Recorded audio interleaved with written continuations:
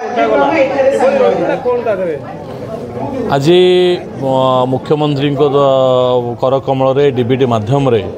ओडिशा रे 51 लाख चाषी को 2000 टंका जो वर्ष को 2टी किस्ती जाऊँगी आज तार चाषी मान अकाउंट को क्रेडिट कराई रबी रे फसल पाई एक सहायक राशि आगु को चाषी बढ़िबो एवं चाषी आत्मनिर्भरशील हबो एवं यही अनुकूल आज मुख्यमंत्री भी कहते प्राय हाराहारी ओडिशा रे 13,000 चाषी परिवार रे आपणकर विद्यानिधि योजना माध्यम बहु हिताधिकारी को सहायता राशि जोगाई दि जाइए। चाषी बढ़िले देश हसिबो एवं चाषी मानक द्वारा ही आम भात हांडी आम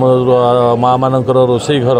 ये संपूर्णता लाभ करे। तेणुक ये गोटे आम गोटे सबुठ बहुत भल दिन काली राति पाइले काली नुआखाई एवं नुआखाई पर्व समग्र ओडिशा रे पालित होबो। एक सुखद दिन गणेश चतुर्थी सहित आज साधारण चाषी मानक अकाउंट को ये आर्थिक सहायता गोटे सबुदिन गोटे भल मेसेज जीवो साधारण लोक।